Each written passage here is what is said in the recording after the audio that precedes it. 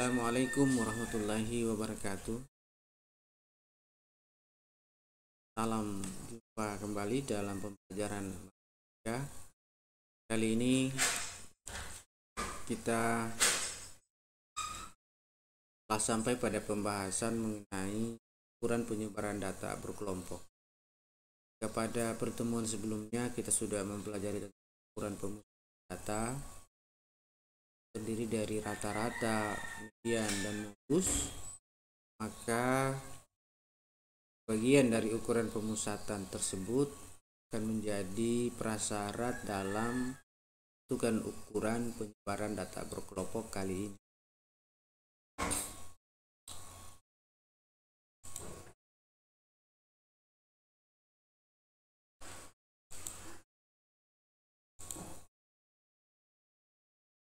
Apa sebenarnya ukuran penyebaran data?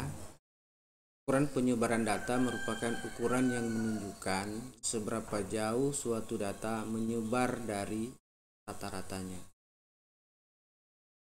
Jadi pada prinsipnya ukuran penyebaran data ini ukur seberapa jauh penyebaran. Artinya ukuran penyebaran data ini akan menentukan seberapa bervariasi atau seberapa beragam data yang kita miliki. Apa manfaatnya untuk mengetahui ukuran penyebaran data ini? Manfaatnya adalah yang pertama, kita bisa mengetahui seberapa homogen data atau populasi yang ada atau yang kita miliki. Homogen di sini maksudnya adalah relatif sama. Jadi relatif sama data kita. Contoh data yang relatif sama itu misalnya secara sederhana, katakanlah kita memiliki data nilai. Jika data nilainya 0, 0, 0, 0, 0 atau 8, 8, 8, 8, maka homogenitas data tersebut bisa diketahui melalui ukuran penyebaran data ini. Jika data kita seragam, kecenderungan ukuran nilai atau ukuran dari nilai penyebaran data ini akan bernilai 0 atau lebih kecil, ya.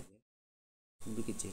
Semakin besar nilai ukuran penyebaran, maka semakin hal tersebut menunjukkan semakin beragam atau semakin bervariasi data yang kita miliki. Nah, untuk apa kita mengetahui ukuran homogenitas atau heterogen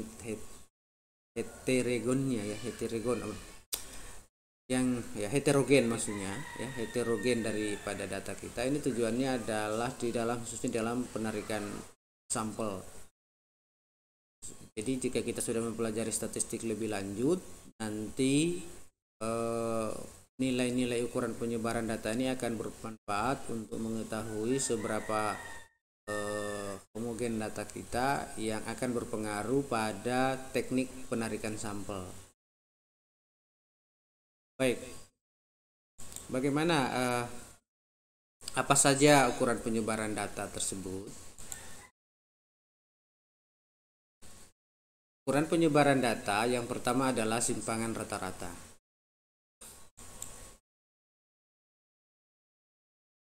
Yang kedua adalah simpangan baku. Yang ketiga adalah ragam atau varians. Sebenarnya ada lagi yang lain, yaitu termasuk simpangan. Ya, simpangan ini adalah selisih antara data terbesar dengan data terkecil. Kemudian ada hamparan dan sebagainya. Namun yang akan menjadi pembahasan kita pada pertemuan kali ini hanya 3, yaitu simpangan rata-rata, simpangan baku, dan ragam atau varians. Mari kita coba cermati satu persatu. Misalkan kita memiliki data sebagai berikut, ya. Kemudian kita diminta misalnya menentukan simpangan rata-rata, simpangan baku, dan ragam. Maka hal tersebut dapat kita tentukan sebagai berikut.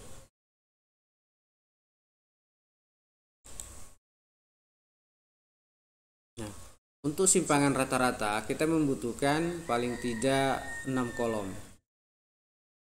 Seperti ini, sesuai dengan rumus. yang maaf. Jadi ini ada rumusnya ini ya. Ini sesuai dengan rumus, yaitu simpangan rata-rata sama dengan sigma Fi Xi kurangi rata-rata bahagi N. Ini adalah rumus simpangan rata-rata. Jadi selisih antara setiap titik tengah data ini dengan rata-ratanya. Ini nilai rata-ratanya. Mari coba kita lihat bagaimana menemukan angka-angka ini. Kita peragakan melalui Excel ya.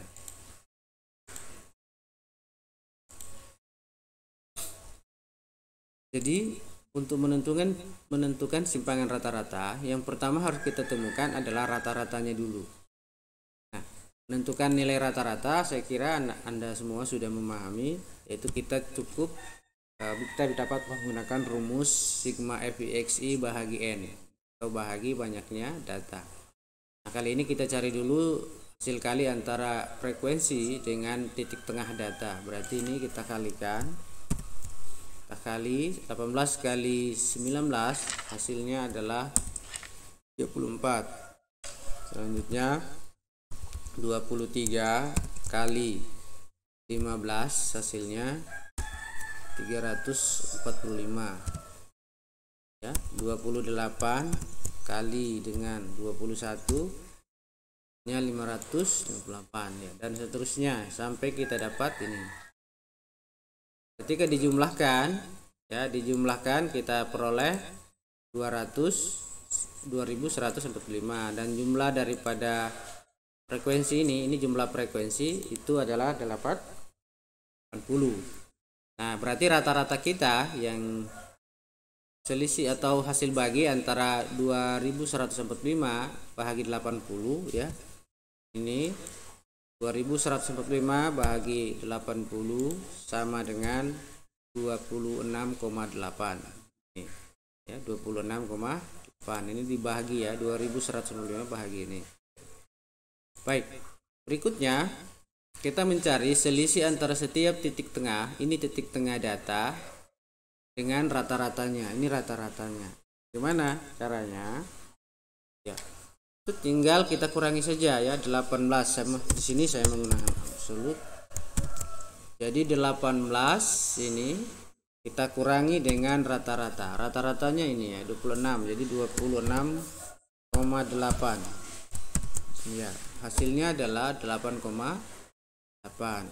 Berikut lagi kurangi lagi 23, kurangi dengan rata-ratanya 26,8, hasilnya adalah 38. Jadi ini selisihnya harga mutlak. Ini menunjukkan jarak rata-rata, jarak setiap titik tengah data ini ke rata-ratanya. Kalau jarak itu berarti dia selalu positif. Nah, demikian seterusnya. 28 kurangi 26,8, hasilnya adalah 1,2. Lalu 33 kurangi 26,8 adalah 6,2. Demikian juga 38 dikurangi 26,8 itu adalah 11,2. Ini tidak usah kita jumlahkan, tapi kita teruskan pada kolom berikutnya. Pada kolom berikutnya ini hasil kali. Jadi ini kita kalikan Fixi yang ini ya, 9 dikali yang ini. Jadi 19 kita kalikan dengan 8,8 sesuai rumus di atas ini. Nah, demikian juga 15 kita kalikan dengan 3,8.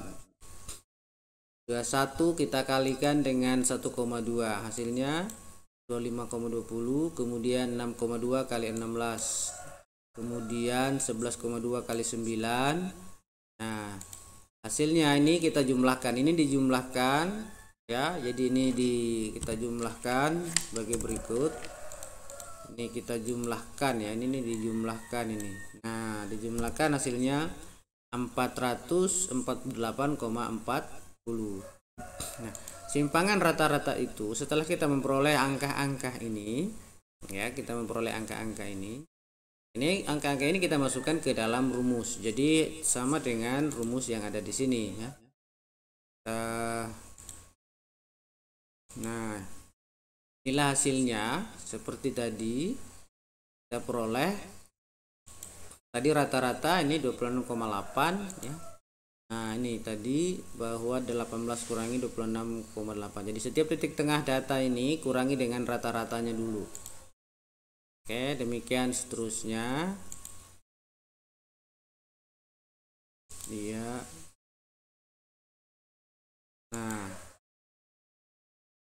ini ya. Jadi setelah kita sudah peroleh nilai ini 449,25, ini kita masukkan ke dalam rumus ini ya. Ini jadi FIXI kurangi X rata-rata ini harga mutlak X, jarak antara titik tengah dengan rata-rata. Ya, inilah sudah. Kemudian kita bahagi N, bahagi 80. Akhirnya kita peroleh 449,25 bahagi 80, hasilnya adalah 5,6. Jadi 5, itu sama dengan yang ada di tabel tadi ya, di ya 5,6. Jadi demikian untuk menghitung simpangan rata-rata ya. Video ini saya perpendek karena nanti kalau panjang akan menyulitkan kita dalam melakukan uploading.